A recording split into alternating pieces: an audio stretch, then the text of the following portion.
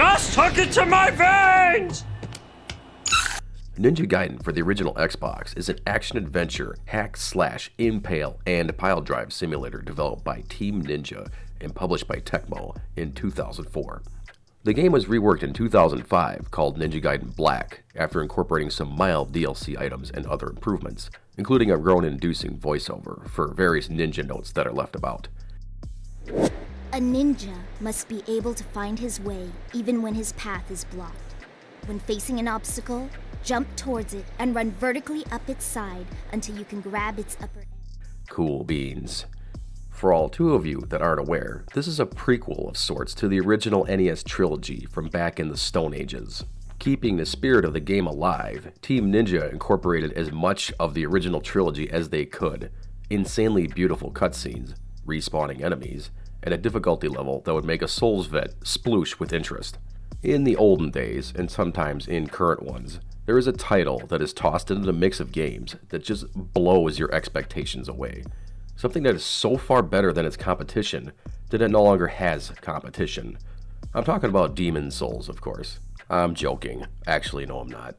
I had no idea this game was coming, despite being in development for 5 whole years. I stumbled on it in my local store, rented it, and was blown out of the goddamn water. Spaloosh, or whatever the male equivalent of sploosh is, which I guess is sploosh, but with C. Ninja Gaiden for the OG Xbox starts things off with a minimalistic tutorial section designed to teach you a few ground rules. No, you do not have any meaningful control of the camera in this game. In fact, until you get used to it, trying to pivot the camera to see where things are is liable to get you damaged or killed outright. This will be a point of contention in the near future, but let's dive into that later. The other thing it teaches you is the incredibly tricky jumping controls. Ryu jumps along walls with the best of ninja. To achieve this is to hit the wall at a 45-degree angle. You can and will chain this with some walls to gain some height as well. Jumping off of this during the run will propel him at an angle. Running directly into the wall will cause Ryu to mount the ledge or jump off of it. You can also chain this wall jump as a bit of an homage to the NES Classic. Ryu faces 0 falling damage, one of the very few merciful consistencies in this game. Once you manage to scale hand over hand and do the Prince of Persia flip thingy, you arrive at your tutorial dojo, where you will learn the most important button in the game, the block button. As a veteran of this game, despite being nearly 2 decades since I last played, I was immediately glued to this button on my initial fights with the generic ninja enemies first thrown at you. 95% of the attacks you face in this game can be blocked outright by simply holding the button down. Your job as the player is to determine best when to counterattack, as the AI is brutally unpredictable even in the first area. Ryu also can roll from this block animation, which is a key component to more advanced play, but beware, there are no iframes with this. Since I've plowed through this game many times, I am hardwired to try to gain maximum combos early on in this area, and try to chain new attacks and kills prior to collecting the yellow karma points, which is used as currency in this game. You can charge your attack by using a karma blob, causing massive damage, producing newer, better globs of that yellow goodness. It's risky, but generally it'll give you more karma, which is something you want as much as possible. Did anyone mention to you that this game is objectively more difficult than any Souls title? At times. Because it is. Want proof? Play it. This shit is tough as balls, bro, and I freaking love it. This initial area teaches you to move around the areas with care, as even the first major fights, you'll most likely drop into a pit to reset the fight, because Team Ninja doesn't like you. Jokes aside, it's a quick run back up to get to the area and god damn it. Okay, that one's on me. I forgot it's in the center of that part, not the initial part. Are you fucking serious, Ray Meow? Anyway, here's your first save point in the game, and I highly suggest you save often. There are 0 checkpoints in Ninja Gaiden, and I mean 0. If you clear the first area and die before saving again, you go back to the title screen. And you think that's hard, I'm just a tutorial level, that's the next level over there. You meet up with this small mountain of a human being as a tutorial boss, by the name Murai. I see you have made it this far.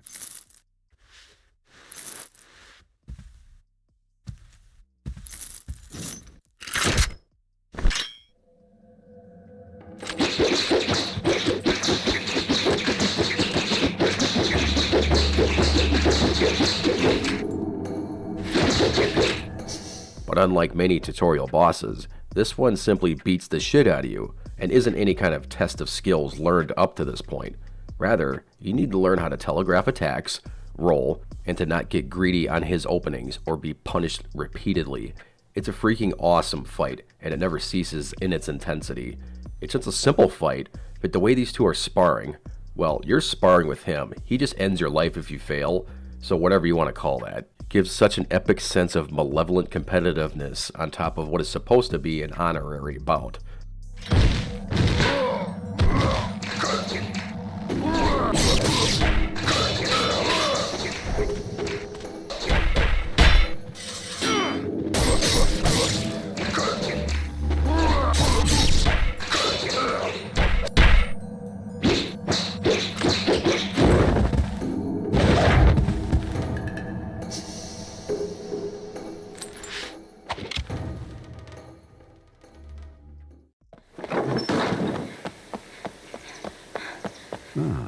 The dragon sword. So your father is still in the sacred wilderness. Yes. He has entrusted me with the sword while he continues his training. He never seems satisfied with the power he wields. Someday you will come to understand the pursuit of power. Perhaps beginning with your training here. And what of the sister blade, the dark dragon? Has he left you in charge of protecting it as well? It remains in the village under the protection of my father's clan. They will ensure that the sword remains untouched. Its dark power sealed.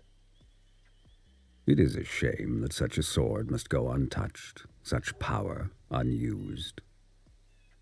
Alas, I am not of the dragon lineage. The sword is not of my concern. Once you sit and talk brah, this girl runs up to give the terrible news that your village is under attack in a not at all revealing outfit. Ryu needs to run to his village that's being attacked. You backtrack to the start and run to a now open gate to learn his first Ninpo attack, the Art of the Fire Wheel, an homage to the OP attack from the NES Classic. Oh, it's so satisfying when you go the opposite way a game wants you to go and you find stuff like this. You fight your way to the Hayabusa village that's clearly ravaged by a rival clan. You're given a bow to add to your growing collection of weapons, and a shop to stock up on supplies. Something the original game did not have here, probably because this area is as tough as balls for a newcomer, and I assume many people were locked out of progress without restarting. You then have a mini-boss confrontation, and yet another introduction to one of the many enemy types. I'm not referring to the guys on horses, but the camera system that actively works against you almost 100% of the time. Enemies have zero qualms with shooting you at range from unforeseen angles, so being agile here is important. Back in the day, this boss was a massive pain in the ass for me. My Xbox was slowly dying as the DVD drive was failing. I wasn't aware of this until after beating the boss, as certain FMV sequences would crash my console. I had to beat this guy 3 separate times. Each time prior, the game froze up and I had to reload. The last time, I did the old trick of tilting the console, which managed to kick in this FMV afterwards.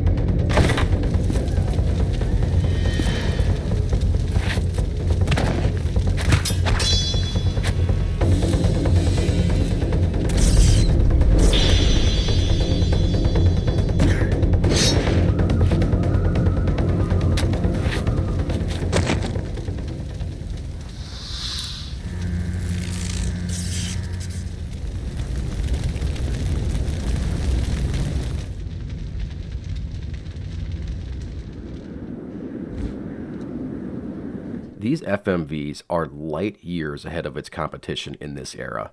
Absolutely fantastic rendering and realism.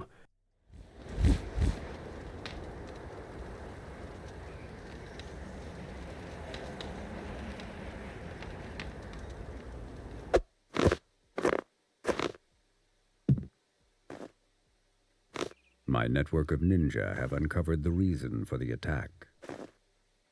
The samurai who burned the village was Doku, lord of the greater fiends of the Vigor Empire. It appears as though the Vigor Emperor seeks the power of the Dark Dragon Blade.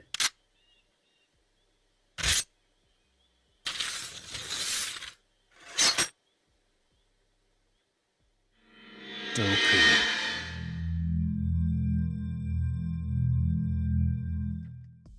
That English voice acting, though? Ugh.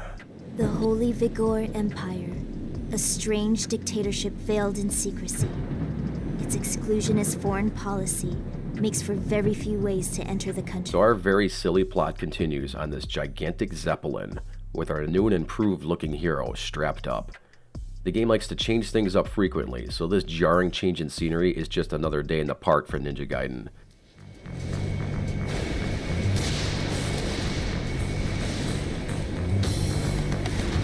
We've received reports of a hostile malefactor crossing the Vigor border. A search will be conducted immediately. Maintain current course and velocity. I repeat, maintain current course and velocity. We've received reports of a hostile malefactor.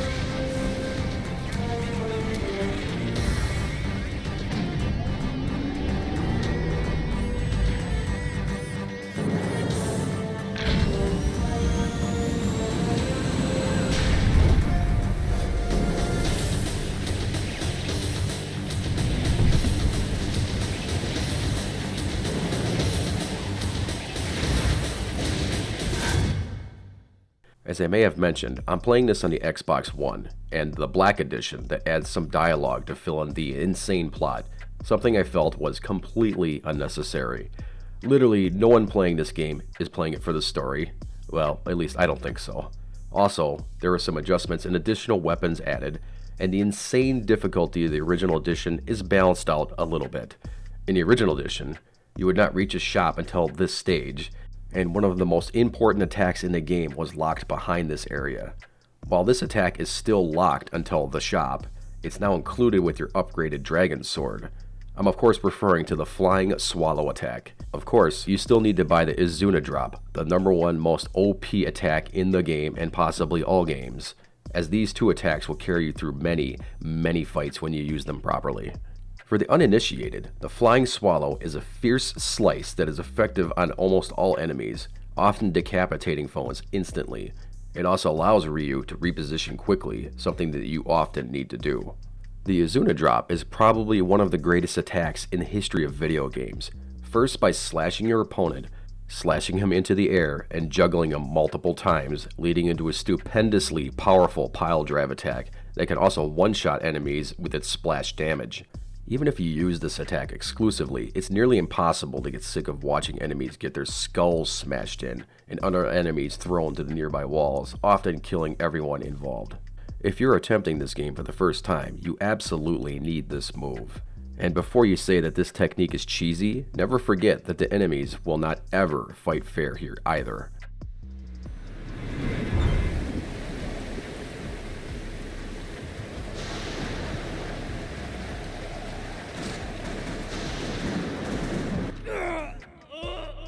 Oops, forgot about this beginner's trap. Turns out Ryu does have fall damage. It's 10,000 feet, but I guess that still counts. Just gotta climb this ladder to get to the boss.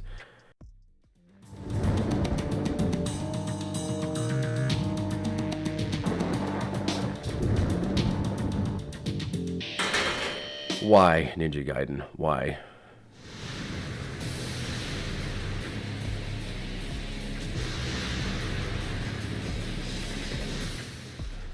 This boss approaches, who's either a pushover or a complete nuisance, depending on you or the game's mood.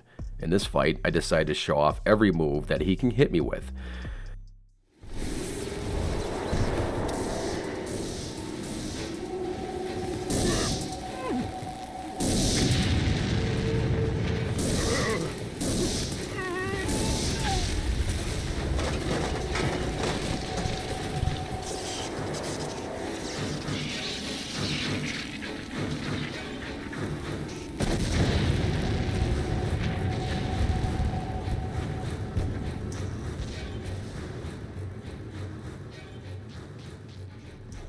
Oh, the humanity. Quick reminder, this is 2004 cutscene rendering. Fucking dope.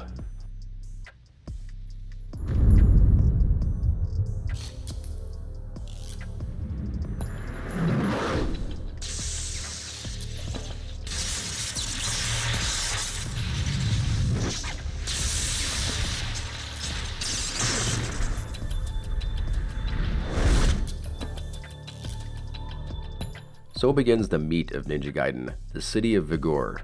While progression here is fairly linear, it's open enough that you'll get that awful sensation where you want to keep going in one direction, but don't want to miss out and backtrack in that direction. Oh look, a skull door. Hope I don't forget where that is for way too long later. You slice and dice your way to the item shop proper, who will prove to be extremely valuable as time goes on. While many of the consumables are very highly priced, the standard elixir of spiritual life are fairly cheap to keep a stock on. You'll want to keep your health at a decent level, but you can't and won't keep it full most often. The game tends to reward enemies with blue healing orbs more often as your health drops. Or it doesn't, I'll never truly know, but let's just say I'm right on my anecdotal evidence. So keep your health at a level that won't get you killed, but won't top off your health Dark Souls style every time you take a hit, because these potions are expensive. Where was I? Oh yeah, actual ninja. Fuck these ninja. They're extremely hard to telegraph, pull lots of damage, and throw exploding daggers at you that will cause you great discomfort.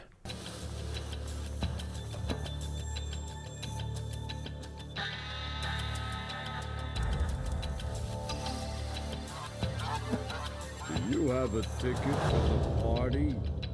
No. I'm sorry, sir, but you're gonna need one to get in. After being turned down by the bouncer, you can access this secretish area by pulling off a very tricky wall jump chain. Oh, the memories of trying this so many times.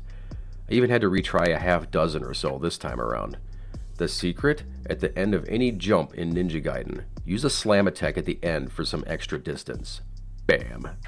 This mysterious marketing symbol will boost your health and nimpo to 100%, the only means in the entire game that will do so outside of clearing a stage. You spy a flyer that says paying customers get a free ticket to Han's bar.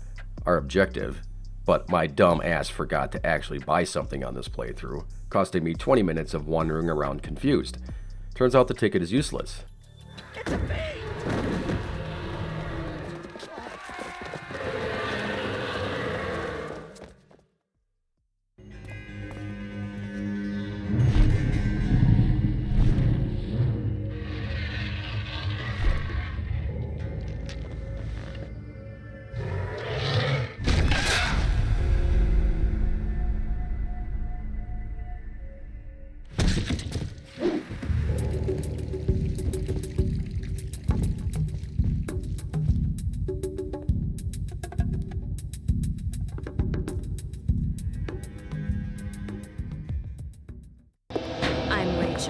Hunter and slayer of fiends.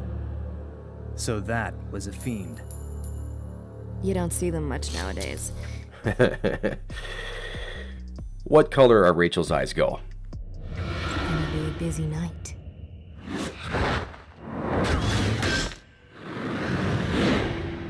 Don't mind me, I'm just passing by. By the way, good luck with that Doku guy. Sounds like you're going to need it. Oh, and I know Rachel quite well. She'll be just fine.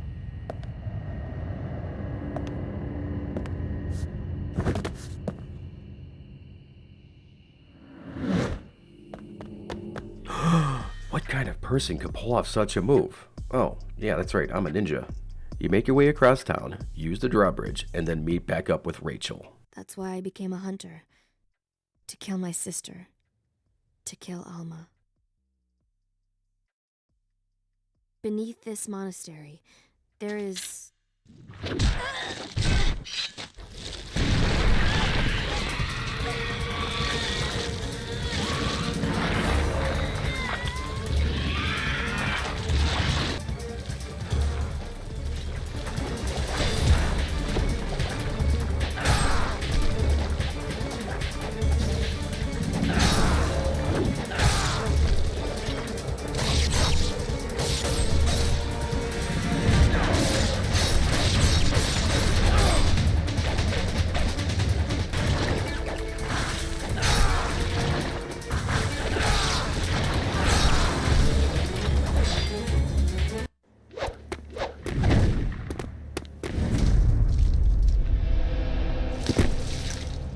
just have to double check to make sure that this is game footage and not the Rule 34 clip that I have saved on my hard drive. Was that a fiend as well? I've never seen one like that before. Something strange. So many of them.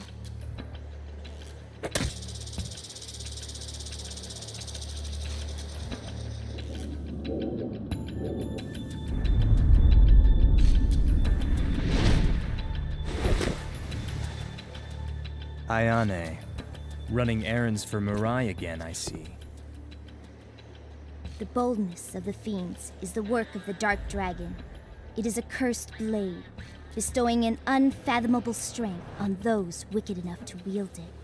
As we speak, its power is growing. That would explain the stirring in my blood. Blood. It dominates all humankind, assisted by the power of the fiends. Ayane, take care of Rachel. Understood. Ryu! Why were games not treated as art for so long? This shot right here, this is why. Seriously, I feel bad for this woman. Those things are like half of her body weight. Then I have arrived just in time. Yes, my excellency. As always, I provide you with only the most reliable information. The blade grows stronger and faster than I had expected. Wow. I wonder who this guy that sounds exactly like Murai and has the eyes of Murai. I guess we will never know it's Murai.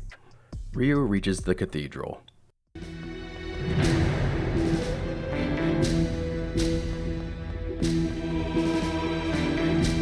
Ah, memories. This music is synonymous with so many things, but most notably, for me and many players of this game, the encroaching sounds of absolute pain and misery. But first we need to detour through and into the caverns below. The pain can wait.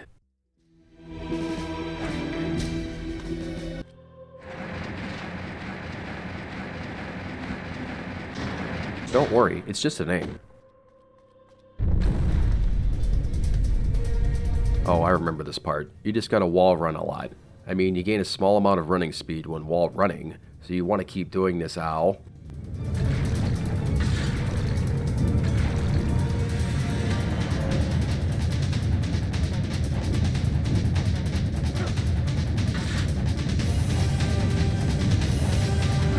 Dude, stop running into these.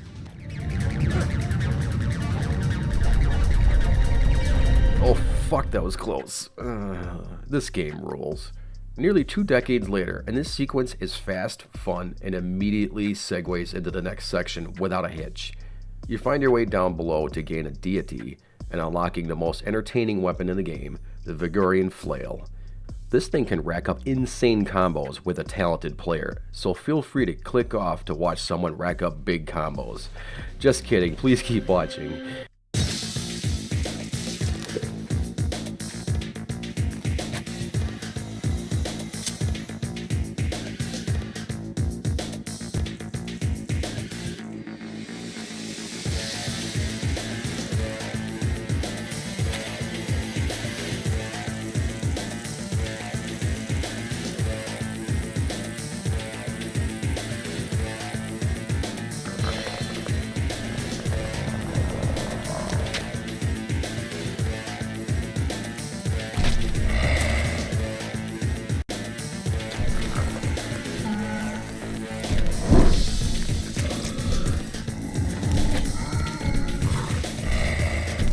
Even fucking Ryu Hayabusa jumps at centipedes.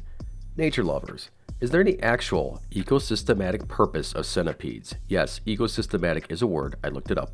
I love how he jumps back and is like, oh, I thought you were another one of those centipedes. Instead, you're just a 9-foot-tall, axe-wielding zombie with the poise of Havel. Whew. Speaking of Dark Souls references, I feel like From Software owes a bit to this enemy type as inspiration for the "it takes so long for me to swing that I'll make you fuck it up" mechanic that utterly destroys my combos each and every time. You make your way back up into this nightmare sequence of 2 arrow shooters that may well have caused actual aneurysms, and honestly should be liable for damages.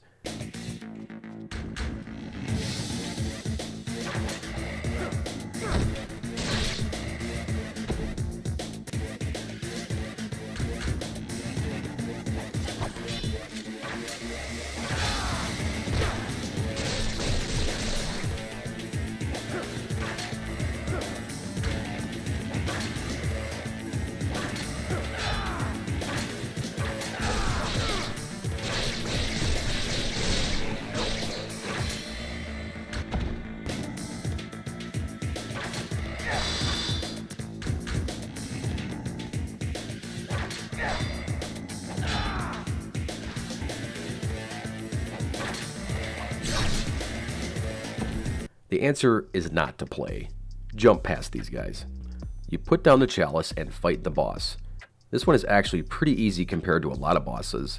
I feel like each hit is 100% my fault.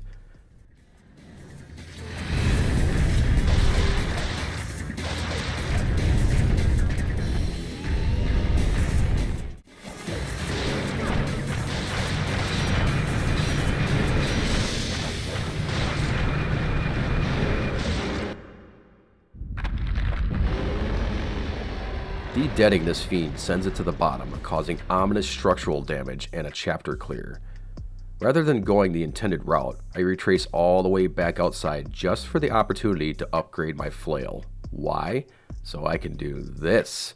If you get hit, it's your own fault. Easily the most satisfying move in the game. Whack, whack, whack, whack, whack, whack, whack, whack, whack, whack, whack, whack, whack, whack, whack. Proceeding downward puts you through Sen's fortress, with a section so insidiously timed that on this playthrough, I simply cannot recall how to do it.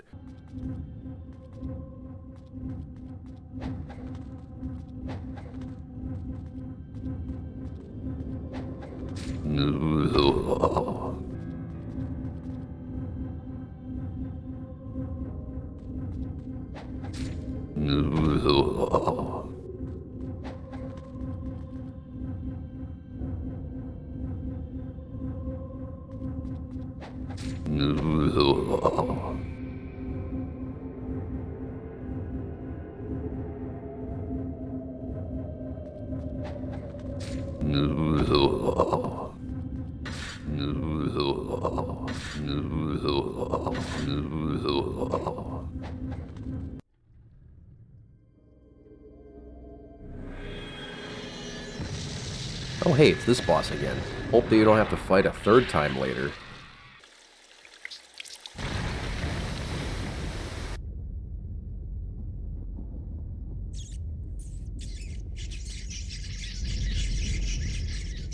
Well, the levee is broke and you need to swim the rest of the way.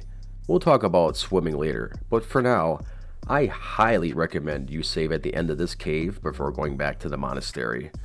Those who have played surely know this swim by now.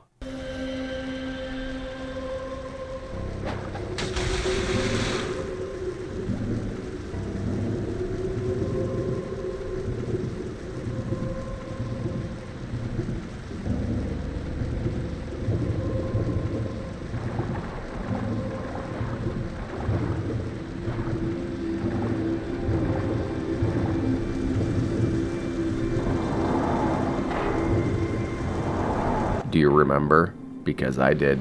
Enter Alma.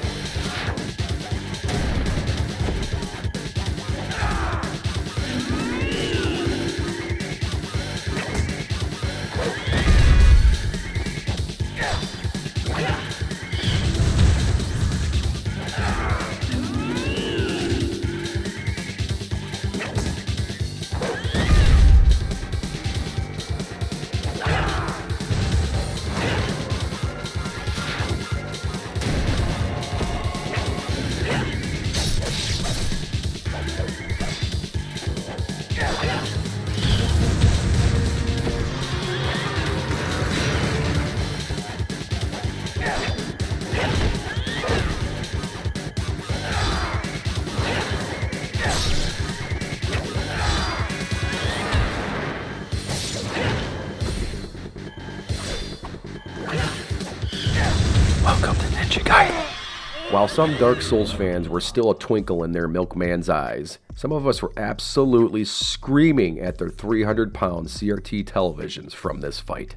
The developers decided at this point you will have a boss that has insane damage output, a 60 to 80% flat-out dodge of all of your attacks, and nearly unavoidable attacks spanning her entire roster.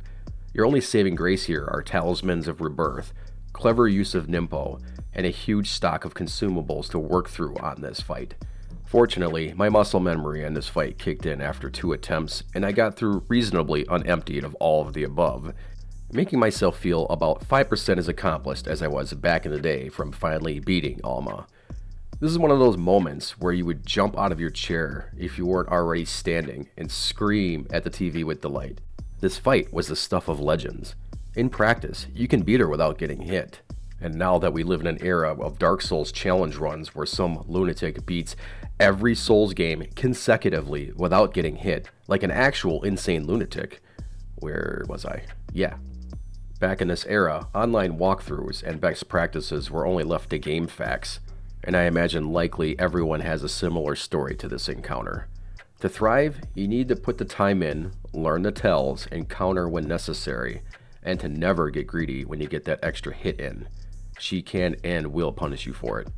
It's still a great fight, and one where I never skip the cutscene for its simplistic beauty, the terrifying 0.8 seconds of that nightmarish gaze, and the confusing boner I always get from this shot in particular. God, I love this game. For the details that worked for me, you should be attempting the flying swallow attack. Whenever you see me do a jumping stab attack, that's me failing to do the proper input. You need to be pointing directly at the enemy to execute the swallow. She will often dodge the attack, but when you are successful, will stun her for a considerable amount of time, letting you get a bunch of hits in.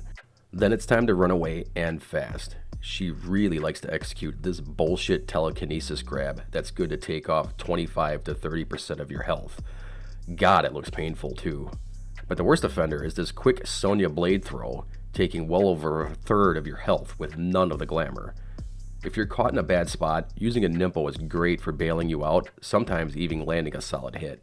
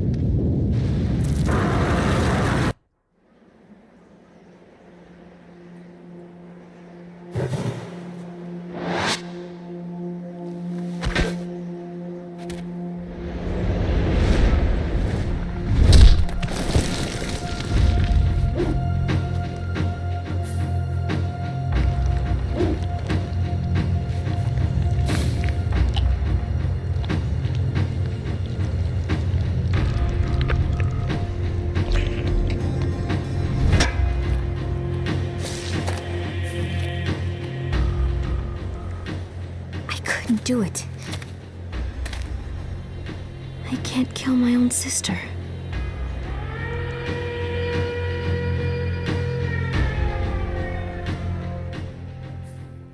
So, the greater fiends have a soul, don't they?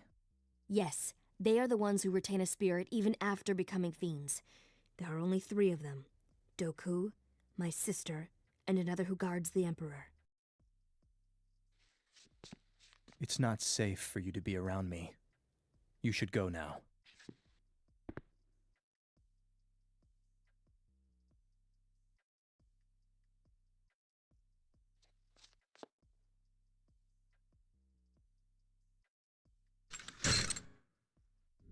Ah, Rachel. I should kill you now for the pain you have inflicted on Alma, but instead, I shall use you to make her even stronger. It will be your blood, the cursed blood of a twin sister, that shall serve to awaken Alma. It is a shame such a fine specimen has to go to waste. You might have become more powerful than even Alma, but no longer.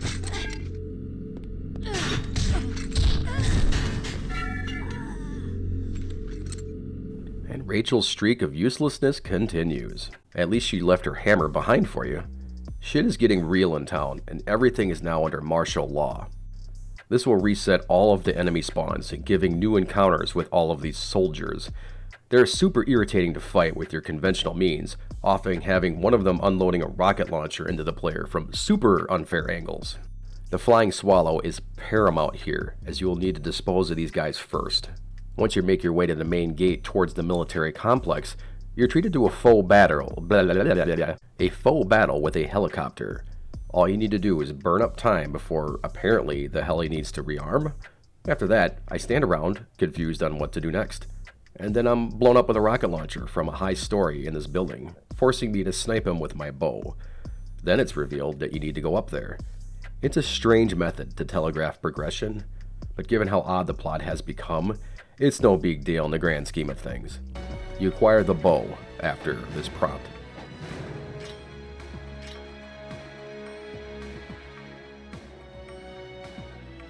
I love this shit. Like, no, I'm going to leave this bow here and the game is over. Roll credits. Of course I want the upgraded, stronger bow. Why is this suddenly a decision I need to make? You breach the gates and approach one of the more bizarre romps in the Ninja Gaiden experience, where Ryu decides he's going to take the radio tower out to cripple this army. But to do that, you need to clear this warehouse that has one of the most irritating enemies to ever exist. Am I being hyperbolic? Yeah, I am. But seriously, check this shit out. It's my humble opinion that flying enemies could suddenly never exist in video games, and none of them would suffer in any way. I just hate them. But what makes these so special is they use this delightful arcing laser attack that does a fairly nasty amount of chip damage and launches you backwards. Also, I'm pretty sure there's about 50 of them in this initial area to contend with. Bravo, Team Ninja. You went hard with that whiteboard, and you put your blood, sweat, and tears to work to make an enemy that is surely the most irritating of all time, and nothing can top that effort. I know what you're thinking. Hey, why hasn't Ryu fought a tank yet?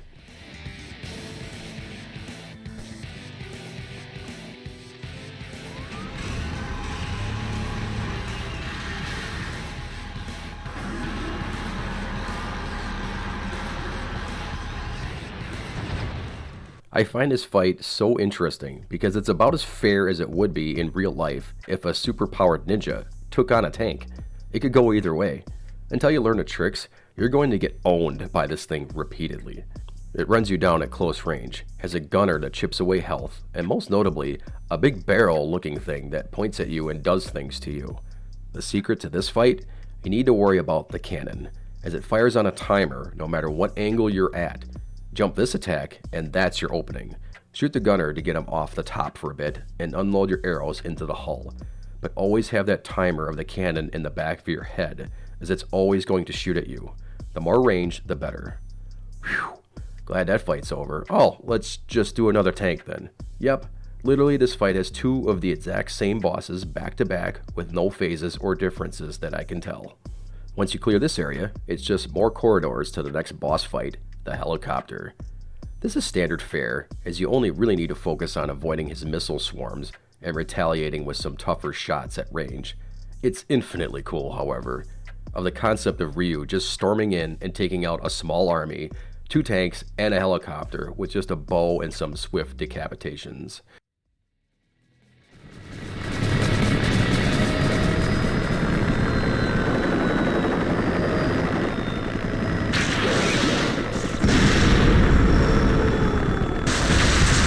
After an unnecessarily stupid finale of hitting targets on a radio tower, Ryu hops on a train to make it back into town, with the local army in complete disarray.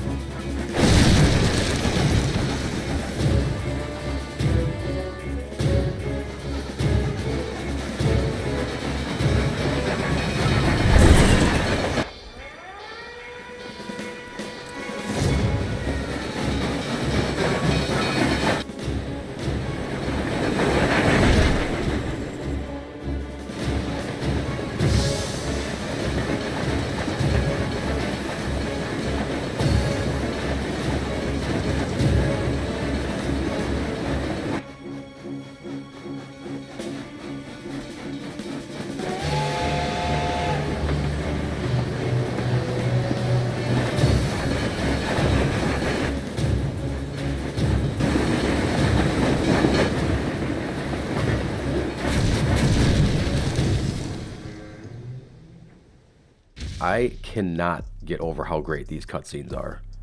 Once you recover from the wreck, you stumble around this area until the game decides to finally reassure you that the game hasn't soft-locked and blasts open the gate to the sewer level. Don't worry, it gets worse. You find yourself in a lengthy sewer section. While the progression isn't too terrible, it's accompanied by a really grating music track that feels terribly out of place to the rest of the game.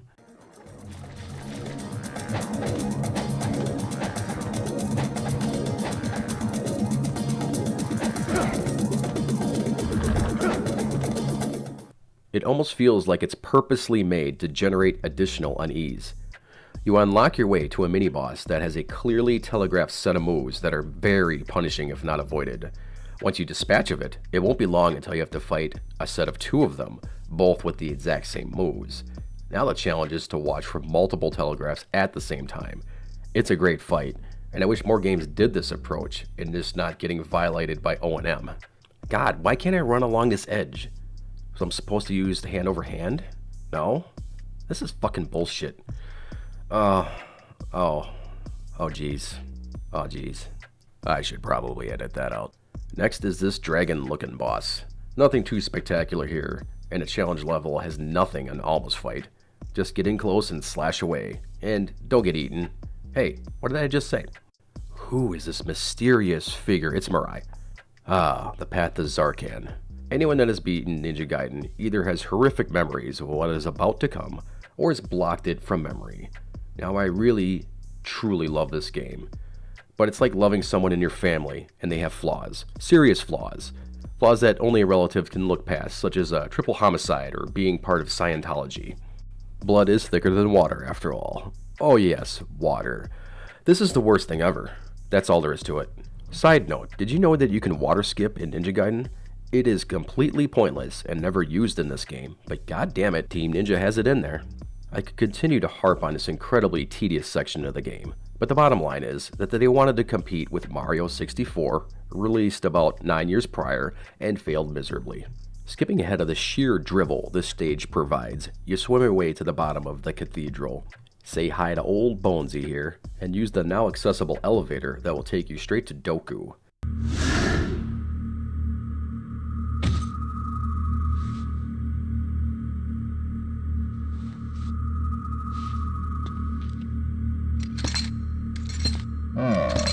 The failed protector of the Dark Dragon.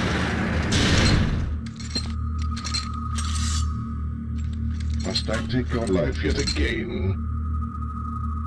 This fight is within the top 5 hardest in the game, with a fairly large set of bullshit moves that will take huge chunks of health off. This move right here is your consistent opening. The rest is a crapshoot, and I'm not sure why, but this dude's stance is particularly intimidating and I don't like it. His outstretched hand reminds me of Uncle Tommy's annual tummy inspections.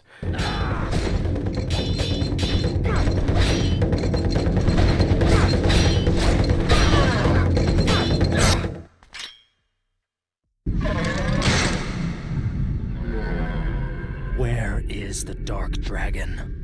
It is in the hands of the Holy Vigor Emperor, your true master. You see, young Ryu, you are not so different from us. Those of the dragon lineage like yourself draw their blood from the same ancient deities as the fiends. You, most of all, should know that your true place is at the Emperor's side. My hatred will not be so easily defeated. I will bring about the awakening.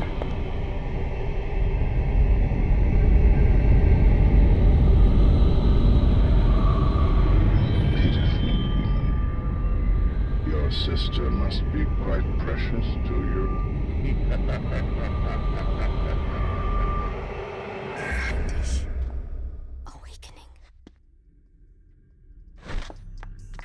And she's off again. You're welcome. Also, I'm sure you won't need saving again, right? You push your way through to the other side of the city, finally unlocking the main gate. Now you can retread areas if you want and stock up on supplies. Just past this is our main objective, the Fire and Ice Cave. Here we go full Zelda 64 with a series of small challenges, 2 mini-bosses,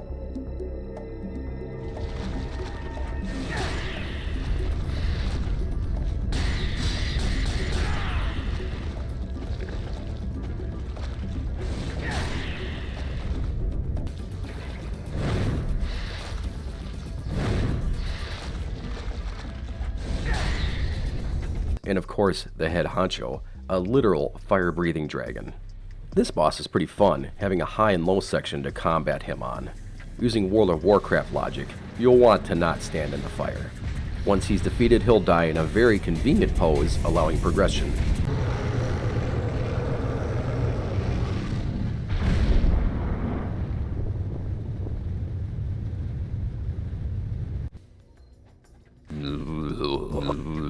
The reward for your troubles is the third of 3 pieces of a tablet that, once you retrace your steps back to the city of Vigor, will open a portal.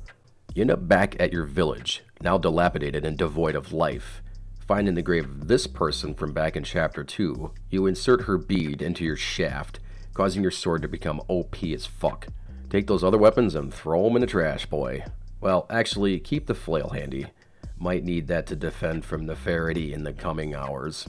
You arrive outside of the pyramid, where shockingly, this chick is once again in dire need of help. But first, we have to do the gamer thing of always testing whether you can kill NPCs, and oh, holy shit, it actually worked. While this was exciting to discover, it became less exciting when I realized I had to go back to my last save point because this game hates checkpoints and it really, really hates you.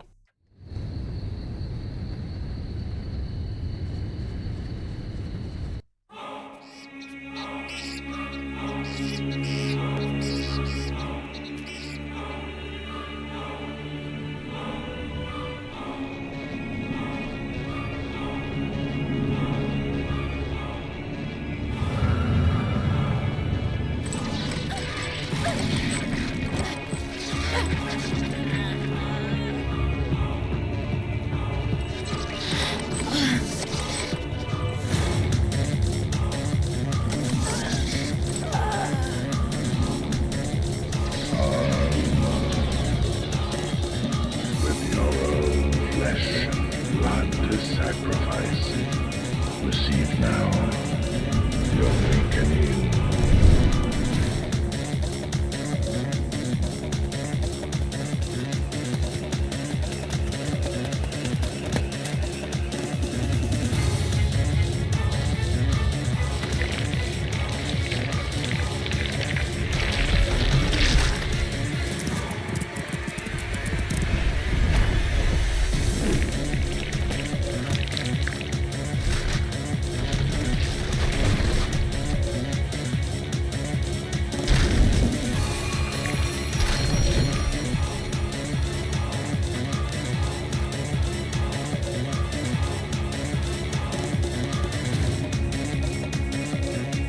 Alma 2.0.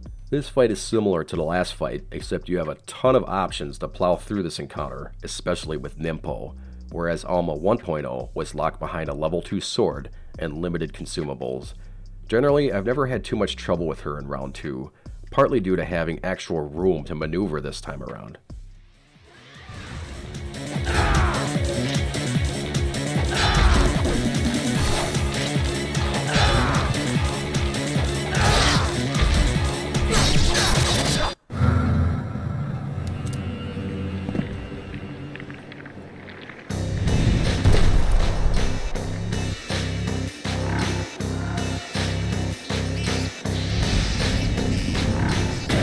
Now the time of the awakening is truly at hand.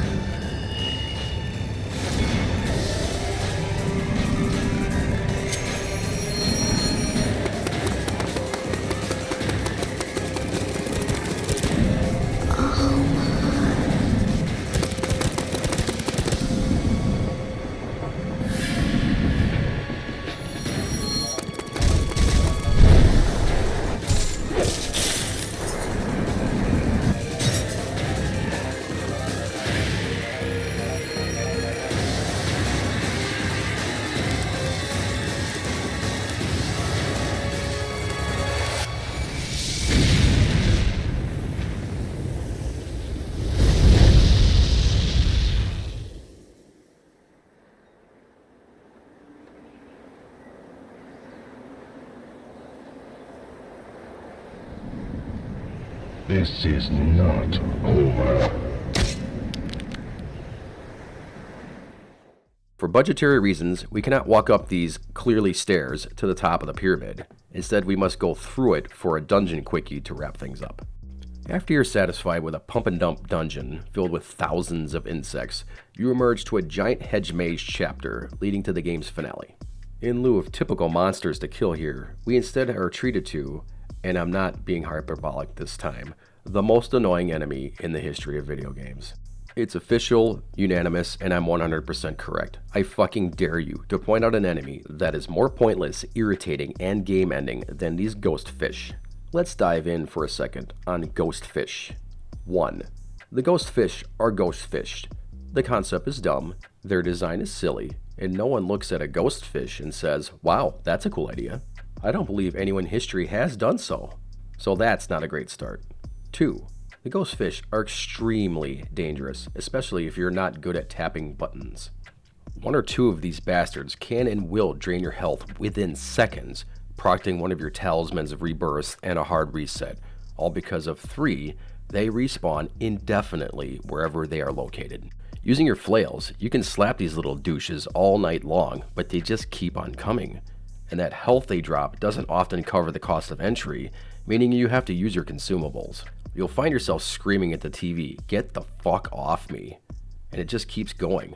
After screaming for 20 minutes at Ghostfish, you'll stumble on Doku 2.0, a much cheesier and more annoying fight than the first time, mainly from the fact that you're fighting something much less tangible. He basically has the same move set, but is much more aggressive.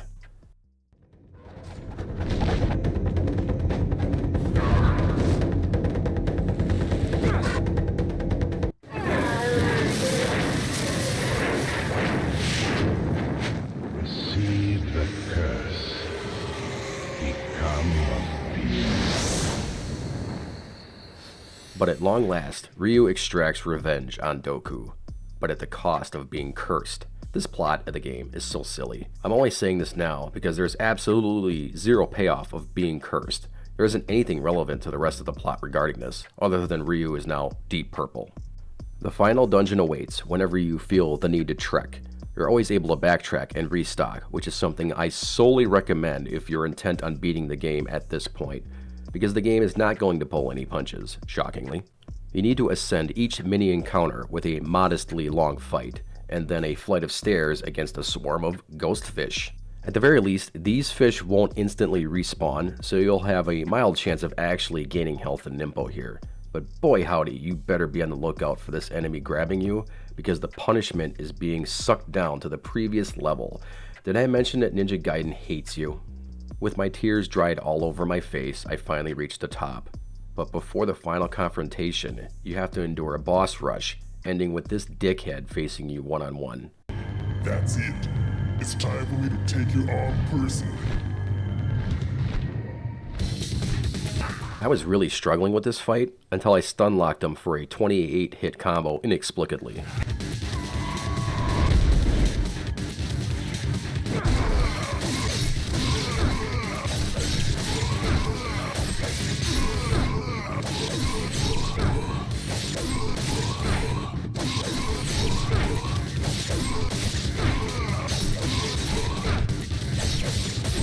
Sometimes I feel like the game just lets me win out of pity. As we look upon the final staircase of bone, I have a deep memory of this section. See, way back when I was living with my folks, with my sputtering Xbox clinging to life while hooked up to my living room TV, my folks, not being particularly huge video game fans, reluctantly watched my playthrough at this point, only to watch my greatest fear come to life. At this exact moment, the CG cutscene triggered, crashing the console. While most of the cutscenes were tolerable to my shitty DVD drive, this cutscene, for whatever reason, would not play. Reset after reset, I load the game, run up the stairs, watch the stairs collapse, and it would freeze. Again and again I tried. Maybe this time. But to no avail. My sacrifices, my dozens and dozens of attempts to fight Alma, swimming through that goddamn cave for one more try, it was all for nothing. I felt so defeated, until one day. My birthday came around, and my folks bought me a brand new Xbox with their hard-earned money. My dad said, "My only request is that whatever is up those goddamn stairs better get what's coming to him." I posted that story on Facebook back when it wasn't a fucking cesspool, and always like to revisit it. It was such a grand gesture of loving parents, since I am certain that having to listen to me play this fucker had to be a toll in itself. Where was I? Oh yes, the cutscene.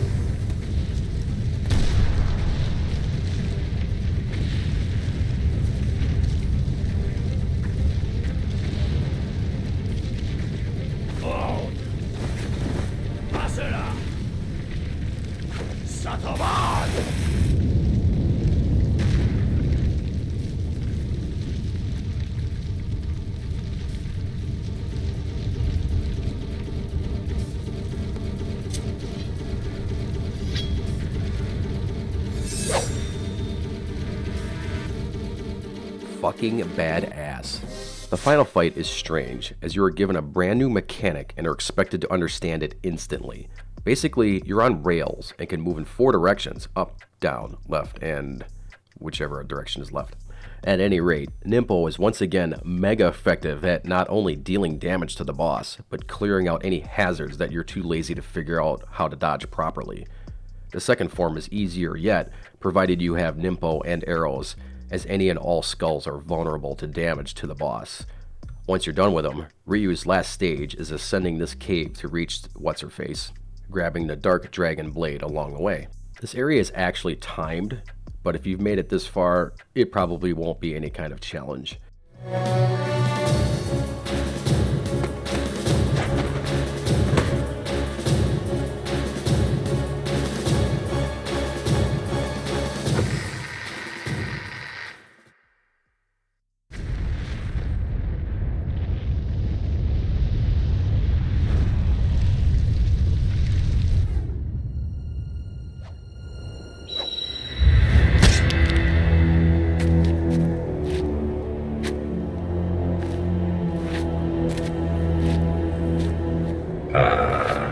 Ryu, I expected nothing less. However, the power of the Dark Dragon is wasted on you. Don't you see? The Dark Dragon is now truly an evil blade. His Excellency, the Dark Disciple, has been waiting for this very moment.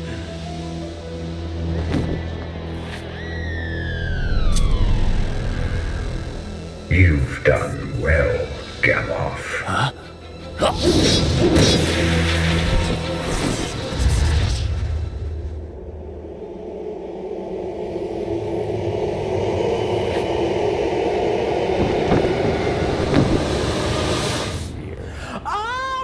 Murai. The Dark Dragon is mine. No objections, I presume. After what could be the most not shocking reveal of all time, besides Makoto, the final fight is actually really easy, something FromSoft also likes to do with its final bosses, provided you have some scraps of healing left. Me, I cheesed my full stock of Talismans of Rebirth and just tanked hits like a lunatic.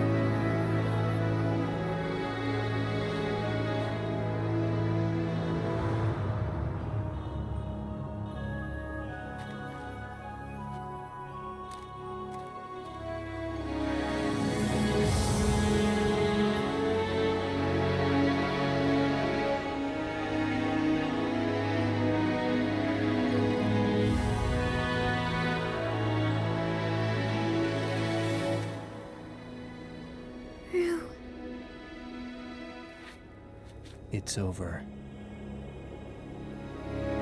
I have to go now. My planet needs me. You could change into a bird this whole freaking time. Don't you think that could have come in handy at some point, Ryu? Ya fuck. Also, why didn't you just destroy the sword in the cave earlier? You could have saved yourself that battle with Genghis Brawn here. You know, I just went with Genghis Brawn, and I'm sticking to it. Good lord, what a fantastic game Ninja Gaiden is. I can't overstate just how much higher the bar was raised with this, with its astounding visuals that effortlessly holds up against today's titles. Lightning fast gameplay, and a brutal difficulty that would make a Souls vet break a sweat at. There's nothing quite like it. That includes both sequels, something that I don't like to think about because it hurts my soul. Nope, it's Ninja Gaiden on the original Xbox all the way, which in my opinion sits right next to Halo 2 for the top 2 best games for that console, and that decade to boot. But for me, it's more intricate, and likely some nostalgia that helps glue together this game, despite some obvious flaws that I'm eager to look past. For one thing, this character is just so much fun to play as. Ryu is nearly impossible to scare or intimidate. He's stupidly strong, with superhero levels of maneuverability, but somehow remains grounded just enough to make everything he does feel plausible. Every slash, kick, and throw has weight to it. Strikes against him feel painful, and seeing your health pool drop 1/3 feels warranted. Just look at Alma's throw. Tell me you wouldn't puke after that punch. Ryu just takes it and keeps on ninjaing. The other thing is the interconnectivity of the map, with a Metroidvania-style layout that awards backtracking, is the style that I don't think could ever go out of style, and once again is omitted in future titles, but we don't like to talk about that. Its only real detriment to modern gaming is the lack of any camera adjustment. It really is a hindrance and has to be considered part of the game's difficulty. The enemies will not show any remorse in hitting you with ranged attacks, no matter what you're able to see as the player. For the ableist in me, I just want to say that you should learn to deal with it, as it will make you a better player at any comparable game. Every input is dictated with precision, so if you can master this game, you're set at anything out there. In other words, just get good. I assume for many, people had read about this game beforehand, or heard about the notoriety of the game's difficulty. For me, I had never actually heard about this game. I never read it in any publication, never saw an ad for it. I just went to the video store and saw they remade one of my old favorites from my childhood. I didn't have much to expect, but when I fired that beast up, I was blown away. And decades later, I still am. It's a game that is so good that it cemented my love for video games far longer than people said I would after reaching adulthood. One day, I wonder if I will ever reach it. Thank you for watching my video. As of this speaking, I am at 997 subscribers. Holy shnikes. I plan on doing some things, online things, that I wasn't expecting to do, but I feel like I should do. Thinking about doing like a Discord channel for people to chill out, post memes, you know, cat videos, that kind of stuff. Let me know if you're interested in that kind of crap. Oh yeah, here's the list of new subscribers that are public. Alberto Terrazini, also Viperlicious, Bugs ASMR, Cat Dude 00, Jockey, Chucklemaster, Clayton Broyles, Crow's $1 Million Debt, Delta Dreamer, Here's My College Try, Dimitri TKR Sneedmail, Dragon Krill 13, Drubu 716, Ferdy Birdie, Inmato, It's Nero, Jim Winter, Kung Fu Kumquat, Mark McDaniel, Necro Potato, Poopman McGee, Revwreck, Ricochet Ocelot, Sample, Stephen Munger, The Venus of the Hard Cell, Tivy 2Vs, Travian January, Tumblecat, Vedex, Xerox Punk, Yolanda 198710000. Thank you all once again and have a good rest of your day.